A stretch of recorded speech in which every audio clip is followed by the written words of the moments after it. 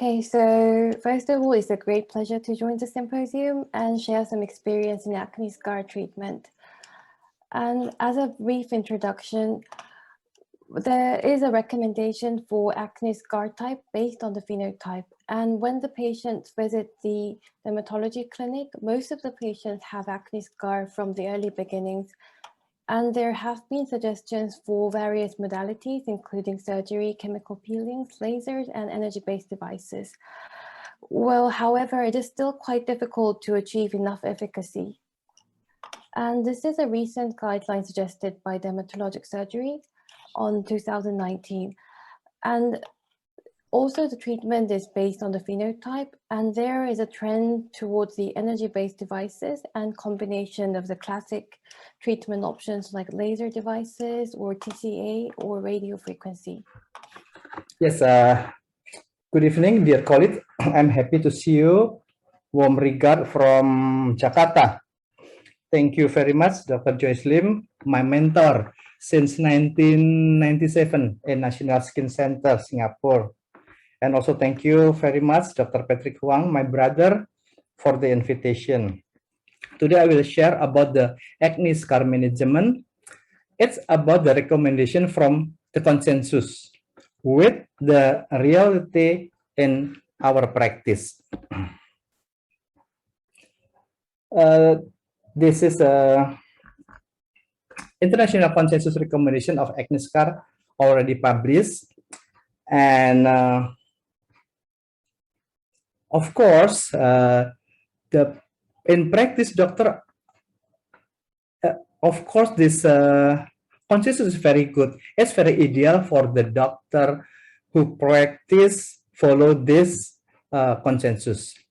However, now, when we talk about acne scars, we talk about different kind of scars, ice pick scars, boxer scars, and that kind of things. And pay attention to the severity.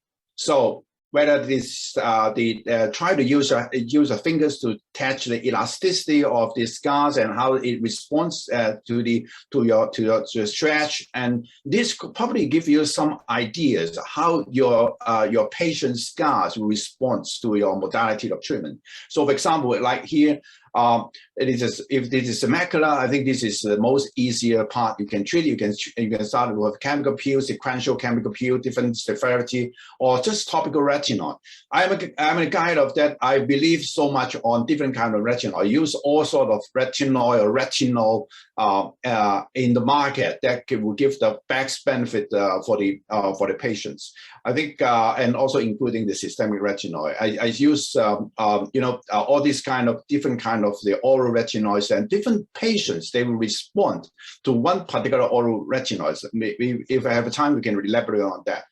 So, and then when you use a combination treatment of RF and ablative laser, do you reduce the energy levels? Since you are combining two modalities, usually when you combine two modalities, you use less energy for each modality. Do you do that, or you just use the same? Like for instance, let's say if you are doing an ablative laser, you will use, let's say, X number of joules per whatever. Then when you should do a combination with two modalities, we tend to use individual modalities less fluence. Do you do that, or you do the same energy levels if you combine both together? Right, that's a very good question. And when I use the ablative CO2 after RF, I use it in a very low energy, not very low maybe, but something between 50 millijoules or 70 millijoules with 50% coverage. And also patients have too much pain because they already underwent the microneedle RF, and the topical anesthetic is not working very much after doing a RF. So I reduce the energy for fractional CO2. Okay, thank you. I give you a break. Now I ask my questions for Dr. Ibrahim. In your erythematous scar, I noticed that you treat with lasers, right? Do you normally wait? Because we know that sometimes erythematous scar will go away on its own. And if you do wait, how long do you normally wait before you pull out your laser? Yes, this is case by case, Joyce. I told you that in this case we have a time 9-month time. It means that we still have 9 months, so I don't worry about this erythematous. So approximately it will be disappeared. Let's say 5 months is already completely disappeared. Otherwise, there is the new pimple appear is a different thing. Yeah.